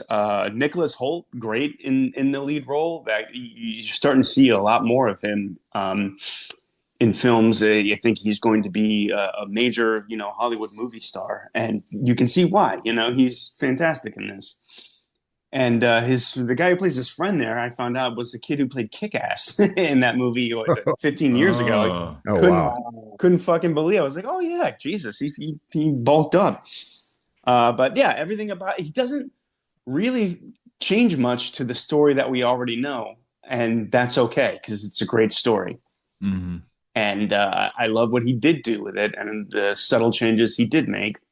This is clearly a passion project, which can go so off the rails, as we saw with Megalopolis with Francis Ford Coppola this year. This movie he's been dying to make forever, and it turns out to be a huge piece of shit. And I'm just really glad Eggers made such a classy, strange vampire film that is sort of flirting with mainstream. But again, I don't know if a mainstream audience wanting to see like a romantic vampire flick, I don't know that this is for them. Right. Yeah, it was definitely more art filmish, and I did have a couple walk out when we went to see it, Stella and I, on the 26th. This guy was like, "This is so bad, we're out of here," and him and his girlfriend, I guess, or wife, walked out. It doesn't surprise me. When I lived in New York, I have to say New York is the worst movie-going audience that I've ever had to deal with. I lived in New York for 2 years, and every time I went to the movies, there was someone saying, "Oh, what the fuck is this?" It happened every time. Or someone was on their phone, or Oh, God. the fucking worst. Mike, remember when we went to go see that the Blair Witch in at what was now is actually a Nighthawk. Yes. Mm-hmm. And there was like the last days of the pavilion, and there was Yes, of the pavilion. no movie, no previews, Nope. no music, and we were Nope. sitting on what was basically a bunch of like recliners, like with the seats. And It there was smelled still weird. It had a weird smell, the theater, and there was that was a great theater in the that was a great in the theater. early Now days, it's a great yeah. theater now too, as a Nighthawk or Yes, and, yes. but and there was still two people on their phones. I don't know if you remember that. That's right. Yeah, I called them out too. I thought we were going to get like in a fight afterwards. It's funny. Oh, okay. At the end of the showing, and we saw it at the UA in Sheepshead Bay, which has its ups and downs. At the end of it, now I didn't even hear this. A guy gets up and goes up to three teenagers, two girls and a guy, and goes, "You are all retarded. You couldn't shut up for 5 minutes. You ruined this movie for me. Oh my You're a God. bunch of yeah. He said you are all retarded. And I said, Stella, what just happened? She goes, yeah, you didn't hear them. And I'm like, no, I mean, I'm partially, losing my hearing, and I had my like, hearing aids in actually, and I still didn't hear them. But I think I don't know. Somehow Stella must have heard these kids. She goes, yeah, they were talking almost the entire movie. Dude. And I was like, wow. He goes, he just unleashed on these three teenagers. It was so Good. funny, man. Good. Dude, Yes. that's me. That's what I do, man. That's why I don't go to the AMC anymore, because it's like Yeah, I I get in these refuse to. confrontations with people because I'm like, yo, I'm paying like some, whatever money you pay to go in there. Which is not cheap these days. I'm not going No. to get my experience ruined by a bunch of idiots. I'm like, it's not worth it, man. I just, I'm that guy these days. So you guys saw the Blair Witch in the theater together? Yes, we did. Not the first one. There's like one that was made The remake. in like The remake. the Yeah. remake. Yeah. Oh, Oh, was that the Adam Wingard one or whatever? It was like 10, 15 years Mhm. ago. Oh Yeah. God. Oh, Yep. that was bad. That was Yeah, bad. it was right, and the theater that we saw it in was formerly the Pavilion, which used to be a great theater, and now it's been taken over by like the night. What is it called? The Nighthawk. Nighthawk. Yeah. Mhm. Yeah, Nighthawk. Yeah, and which is awesome. It's like an Alamo Draft House esque type of film theater. That the original one was in Williamsburg, and Mike, you and I saw The Void there actually when it came out. Yes, we did. Yeah, this Blair Witch, Jeff, was the 2016 one. Yes. Yeah, Yeah. Adam Wingard. Adam Wingard made the awesome The Guest. Yeah, The Guest He was did. great. Yeah. that Yeah. was fucking great. Yeah, movie. we covered that one back in the day, definitely. Yeah. Steve from Zombie did the music for that. Yeah, that's right. Yeah, He was doing quite a bit of those around that good, time. good for him, man. He's great. Yeah. Oh shit! So for my number one, of course, Yeah. it's Nosferatu. Just All right. that's I loved it. I thought it was cool how Eggers sort of made an aggregate of Bram Stoker's original with the Werner Herzog remake from '79, and also having incorporating the 1922 F.W. Murnau film. Mm. What I thought was really cool was that he kept the plague bringer aspect of Orlok. Mhm. The appearance of him, of course, we discussed with the mustache. But what also, if you read Eastern European folklore on vampires, that is what a vampire actually, that rendition of the vampire is consistent with the way someone in Eastern Europe would see it. As like basically it's a reanimated rotting corpse. That's very Right. much like a traditional vampire from that part of the world, which I thought was really cool. Mhm. What did you think of his breathing? Because if he's dead, he doesn't need to breathe air. So why is he breathing heavy? I Yeah. saw this debate online. And I was like, I was wow, thinking about that. Yeah, Oh. yeah. But Wow. to talk though, he needs to have some sort of like air because that's Right. without a voice. Also, I thought he sounded like Attila from Mayhem. Like, I've Yeah, also I sound like absolutely Dracula. he sounds like yeah, totally. I spent But, a week in a van with him. He kind of acts like him too. But yeah, that's so yeah. I mean, that was no surprise, no Nosferatu. Looking forward to more stuff by Eggers. Oh, absolutely. And the movie's a hit too, which is great. Yeah, For yeah. Eggers to now he can probably do whatever the fuck he wants. And I'm reading that he's making a Labyrinth movie. Like, I don't know if Yes. it's a remake or a sequel. Well, a little disappointed to hear that, but I'm sure he's going to do something Oh, yeah. amazing. Yeah, I'm sure it's like some revisualization of the entire thing, really. Yeah. Also, quick fun fact: I think this is Willem Dafoe's third film with Eggers, right? Yes. Yes. So yeah. Yeah. He's having a lot of fun in that role too. He's Oh man, yeah. yeah. A lot of cats. Cats played pretty prevalent in the film. Which Yeah, I was thought a it was fan a nice little nod. I watched the 1979 version of it after I saw this, and cats are in that too. I was like, Yep. oh, so Eggers grew up watching that movie. You've probably seen it a million times. He has a little nod to the cats there. It's great. I'm so glad nothing bad happened to the cats. Me and my wife were both worried. It's like, oh shit, if anything happens bad to this fucking cat, I'm done. But luckily, Same here. it was cool. I was like, that is a bonus. I love seeing that because I'm a cat person. We all are, so Yes, we are. Yes, Yes. we are. And that's a minor spoiler. No cats are killed in the movie. So you Yeah. heard it here from me first. Now, Carl Hikara brought up the fact that he read somewhere that the interiors of the castle were the same interiors that Herzog used in the 79 version. Interesting. Yeah. I, mean, Yeah. I thought the doorway where he comes in looked strikingly similar too. Yeah. Mhm. And just the idea of that too is like the he's like, the whole atmosphere of him, oh, my servants are all gone for the night. But you're like, dude, you live there by yourself. You don't have any servants. You're living in this like decaying pile of stones in the middle of nowhere by yourself, this undead creature. That's so fucking cool. I Mhm. loved how afraid Nicholas Holt's character was of him immediately. Yes, No absolutely. like pretense of like niceties or anything like that. He is terrified from the moment he lays Oh yeah. eyes on him. Yeah. That was such a nice touch. And just some of the shots, the way the shots are framed up, it's like you can make a still out of it and like hang it on your wall. It's like a piece of art, like the ending Mhm. specifically. There's so Oh, many great yeah. scenes in that. And there's this one scene with like Orlok, it's like his shadow, and there's like these wolves like standing next to him. And it's just like I want to have that as like a wall piece or something. That'd be cool. Fuck yeah, yeah, yeah. I can't. I mean, like I said, there's probably like little nitpicks, and I've talked to people who weren't as in love with it as I was.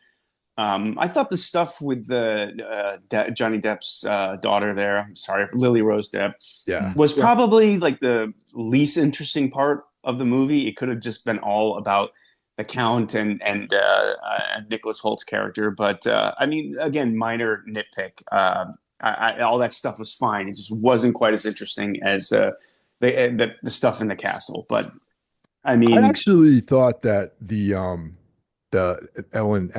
Ellen's story, which is her name in that, is a little bit more compelling than the Mina story from Dracula, where Mhm. or Right. the Coppola version where she's like reincarnated, where it's more of like Ellen's sort of connection with the darkness is like what drew Orlok Right. to her. I Right. thought that was actually a really cool like update to the story.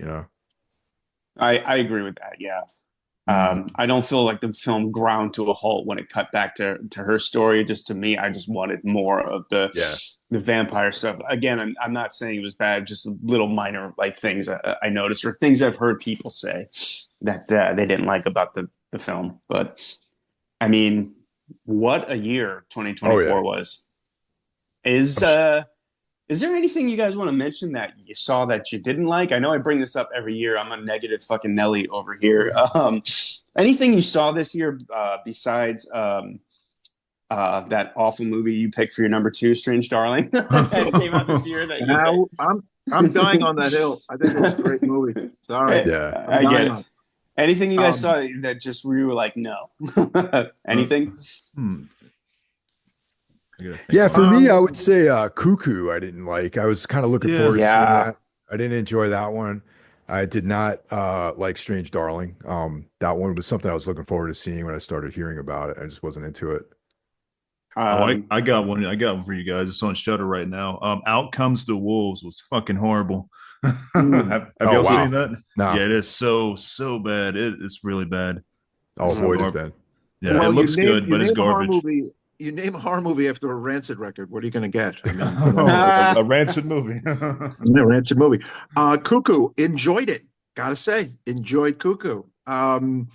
It reminded me of like Argento's Phenomena at times. It was Oh, okay. really kind of All right. creepy. I see that. I was it like one of the best of the year? It could be a 10 in a top 10. I definitely didn't dislike it. It was a little crazy, the overall plot was crazy, but it just certainly wasn't terrible. I actually didn't think stop motion was that good at all. Oh, I I'm surprised watched- it didn't come up today. Yeah. Yeah, I know you it guys was. dug it. Yeah. Mads was not into Mads. I didn't hate it. I just was like, oh, okay. I want to give a quick prop to a short that has been talked about here and there called Milk and Cereal. Have you guys heard Yes. about this? It's fucking I have great. not. No, I haven't Very heard good. that. Very good. Yes, a 70-minute short. It is on YouTube only. Jeff and Mike, Hold on a check it second out. now. Yeah. Okay. 70 minutes is almost a feature-length film, man. Like, I how know. else- Well, they're calling it a short film, but it's 70 minutes. It is literally on YouTube for free only. That is the only place I believe you can watch it. It is found footage. Very cool. I mean, it's some people find some of the characters annoying, but I just was pretty creeped out by it and impressed by it. So check it out. Milk and cereal with an S, like serial killer. Ooh, Check it out. fuck. Oh, I'm gonna check that out Well, tonight. let's do some mentions, man. Let's go through every. I'm sure people have other films that they did not make the top 6 that would probably make a list. Yeah. Brandon?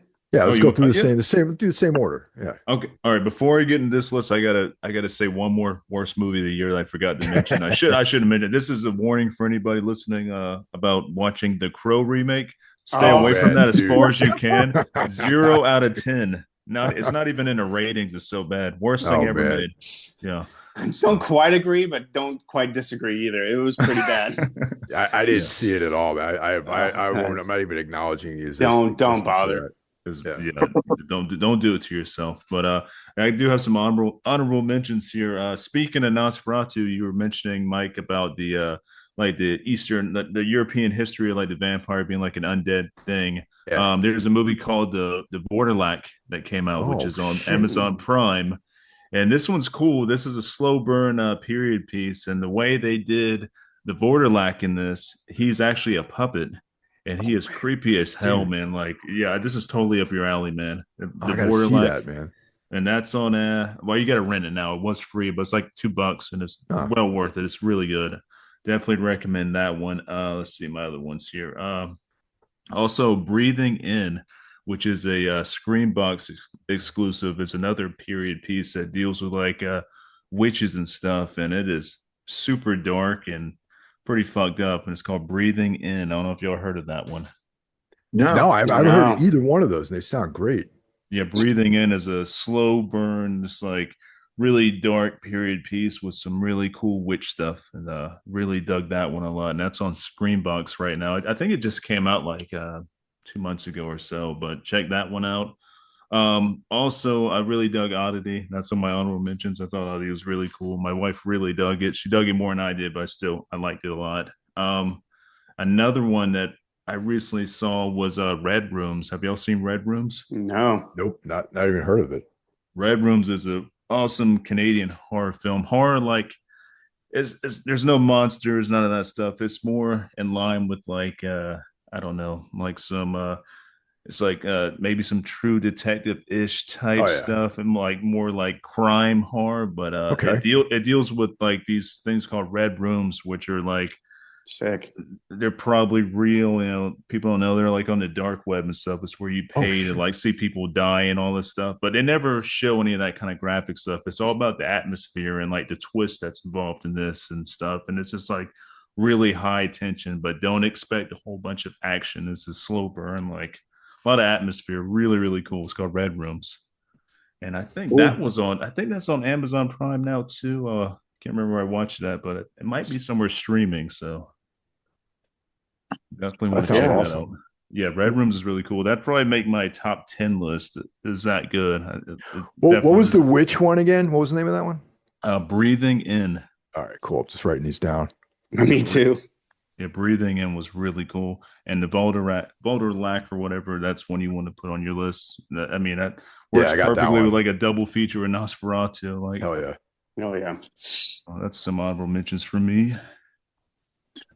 Honorable mentions for me are movies that we kind of already brought up, and some even made their appearances in the list. I had Maxine in there. I had Daddy's Head.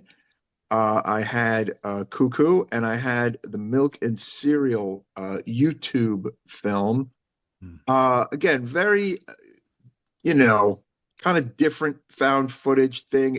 Lots of twists and turns. Actually, keeps you guessing, and till the bitter end. I like that a lot. And I guess, Late Night with the Devil is definitely an honorable mention as well. I did enjoy it. I guess one day if we wanted to do a marathon, we could do a top 10 of the year. But we like our top 6 here. So yeah. Solid. Okay. Some things I want to mention were really awful that I watched this year. M. Night Shyamalan's Trap. 2 hours of my life I'll never get back. One of the dumbest things I've ever watched in my life. I hated every second of that movie. Really? Yeah, hated it. The Deliverance, the made for Netflix film based on a true story, was so awful. I recommend all of you see it because it is fucking hilarious. Really enjoyed watching it. I was howling with laughter at a horror movie. So that should tell you how that went. Couple things. Brandon, you told me to watch the movie. It had no dialogue. Azrael. Did I? Yeah. I may recommend it. It's not on my top 10, so I'll just say that now before you get on it. So Yeah. Didn't like it. That's all I'll say. I didn't hate it, but yeah. kind of disappointed with all the talk of how great it was. And the previously mentioned Joker 2 and the Crow remake, both big pieces of shit that didn't need to exist. For honorable mentions, I have a couple things. Mads was in my top 6 until I actually said Woman of the Hour. I liked Mads quite a bit. It has that gimmick, one shot, but I mean, I love shit like that, and I thought it pulled it off really well. Number 7 was a horror comedy called Destroy All Neighbors. Mike and I covered it back last January. Oh yeah, that's a good one. Yeah, I had a lot of fun with that. Horror comedy, can be kind of lame, and that was a really good version of that. It was actually funny. Really enjoyed it. Reminded me of some sort of wacky 90s movie. I also have The First Omen in there. Stop motion, which I can't believe that didn't make any of our top 6. Liked it a lot, but that's how it goes. Daddy's Head and Blink Twice, a movie that didn't seem to get a lot of attention this year. Liked it quite a bit. Yeah, that was pretty good. I recently watched that one too. It was good. Yeah, it wasn't what I thought it was going to be. It kind of I give it like a 7.5, 8 out of 10, but it's a decent watch, Yeah, totally. Surprised me. I didn't really know it was a horror movie until I started watching it. So pleasantly surprised. And the last thing I'll mention, a Netflix movie called It's What's Inside, which was like a Gen Z version of the movie Coherence. I don't know if any of you got, and Mike Hill, I know you've seen I've Coherence. seen Coherence. Yep. It's a great movie. I love that movie. This was sort of like a Gen Z version of that. Maybe a bit of a stretch to call it a horror. That's certainly not the tone of it, but it kept me guessing where it was going, and I found it very enjoyable. Also was in consideration for the top 6 for a while. Really good year overall. Mike Hill. There was a stuff that was in my top 6. Like, for example, Maxine was in there. There's The Devil's Bath, which is an Austrian film. If you've seen Hagazusa, it's like sort of like that, like Hagazusa, like The Witch. It's kind of slow, epic, sort of atmospheric period piece. Stop motion was also in my top 6, but got bumped out. Exuma. I don't know if any of you guys checked that's that out. a killer one. That's one of the ones I missed and regretted missing. I think you would love that movie, and I think you and I should do an episode on it. I'm totally down. Yeah, it's that was in there for a while. There's an Australian film called You Will Never Find Me that was in there for a while. The Arcadian, another Nicolas Cage film, which was like a post-apocalyptic sort of film. I like the creatures in that one, man. They're weird as shit. It's like real, like something weird. Sketskis or something, That didn't do it for me. Yeah, I thought it was cool, right? It was all right. I didn't hate it. It was that one never quite topped into the 6, but it was definitely something I enjoyed. I enjoyed Beetlejuice, which is that one was really cool. I liked it. Yeah, Long Legs by the end of the year was flirting with entering the top 6 because I know that I didn't like it the first time I saw it, but after watching it and thinking about it more, it sort of was edging into that. Now Joker 2 if we were doing a top 10, it would be in there. I love it. I know most people hate that movie. I thought it was great. I want to do an episode on it just to hear what your thoughts are on this thing, are Jeff? For sure. Yeah, I'd have to watch it again. So, I was like glued, totally compelled the whole time. I thought it was great. Wow. Yeah, I was asleep 20 minutes in, I think. Even the musical parts were great. I thought. I thought I love Lady Gaga too, man. She was great. Same here. She's a badass. And interesting take on the Joker Harley dynamic. I thought that's yeah. I want to see her in more films. Actually, Lady She's a good Gaga. actress. Yeah. Yeah. I just think she's cool too. Like I like her as like a icon. Yeah. And then like The Heretic, like the first like half of the movie I was like, damn, this is fucking great, man. Like, the first like 30 minutes of the film, maybe I thought were like really cool. They were talking about religion and they mentioned like, the cult of Mithras and all this stuff. And, really, really cool. But ultimately flopped at the end. Totally agree. Went way off the rails about 30, 40 minutes in or whatever. Yeah. And like, how I love films that are super dialogue heavy. Like literally the beginning of the movie, there was just conversation between three people. It was awesome. Yeah. All that stuff was great. And by the end, I was very, very disappointed. Yeah, it just went off the rails for me at the end. And and then there was even I got my fiance and I watched that, Tina, and she was just like, by the end, she was just like, there was like, both of us were like poking holes into like, well, what if this doesn't make any sense? Like there were certain things that didn't make any sense with the film either. The fact, I mean, I'm not going to get into it, but there's like one particular thing that had to do with like surviving something long enough to do something, which I thought was completely fucking ridiculous. You know what I mean? Yeah, I know what you're talking about, and I totally agree. Yeah. And that was like a huge hole in it, I thought. But the beginning was fantastic, I thought. But then it just disappointing. Ultimately. Yeah. Totally agree. Really waste of potential there. And that's about it for me, man. I definitely the films that you brought up, Brandon. I definitely want to watch those, man. That sounds really cool. Yeah, I hope everybody digs those and stuff. I really like them, and they're kind of late in the year type stuff. But a lot of cool shit comes out late in the year. Yeah. So yeah, that was a solid year, man. 2024. I think it'll go down in history. I can't remember ever having this many films for consideration for our end of the year extravaganza. This one, some years I've been like, God, I don't even know if I can think of 6 that I loved. And this narrowing it down to 6, and which one did I like more? Long Legs, Substance, Nosferatu. It was you have those 3 films in one year. That's impressive. And even my mentions would be a top 6. They would a lot of those would be top 6 films in other years. Oh yeah, like The Devil's Bath, like that one almost made it to the top 6 this year. Yeah, I missed that one. I still have yet to see it. You got to see it. Yeah, I thought it was great. I loved it. Well, I don't think it was 2023 that was like this one, but I feel like there was a year, maybe 21 or 22, where it was like stacked. But I don't think it definitely wasn't last year. I think it was 22. That was the year that like Barbarian came out. And, yes. 22 was super, super strong. But yeah, man, fun time putting this all together. Hell yeah. Yeah, that's really cool. Yeah. Well, thanks for listening, everyone. And thanks you guys for making time in your day to do this epic episode that we just did. So cheers. Yes. Thanks for having me on with y'all guys. This has been great. So hell yeah, brother. And thanks for listening, guys. We'll talk to you soon. Bye now. Take care. Dude, come on. Love my girl. She looking good. Come on. One more. 5 to 1, baby. 1 in 5.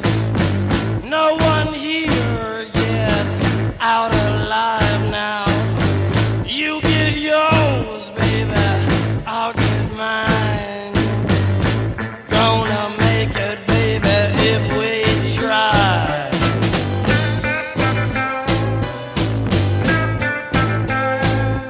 We all get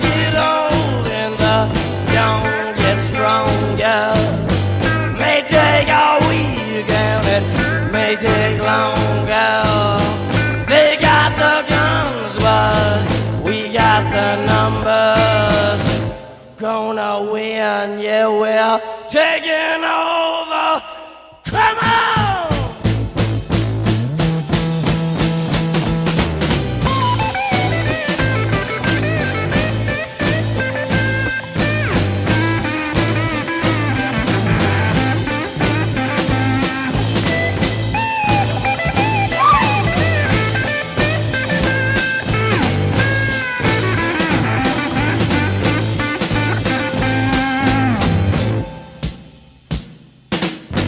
Your ballroom days are over, baby.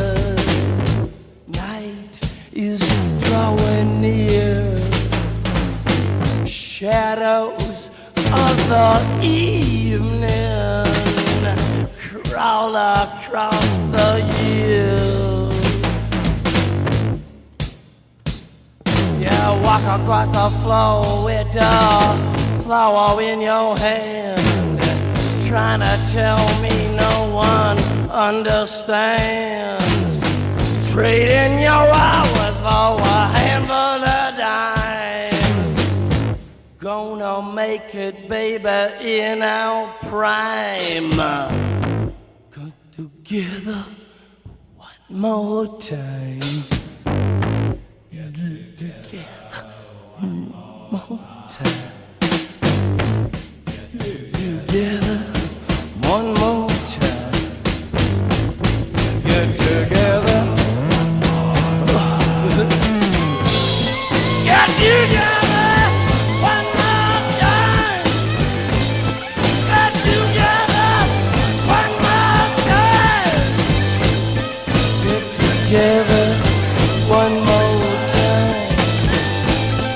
Get together one more time. Get together. Get together.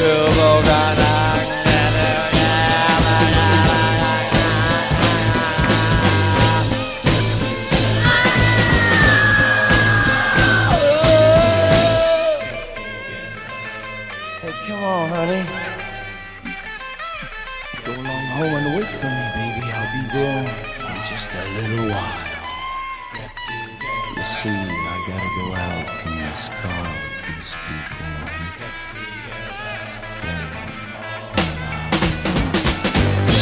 Get together one more time. Get together one more time. Get together, got to get together, got to get together, got to take up in the mountains and love my girl. She looking good, looking real good. Love you.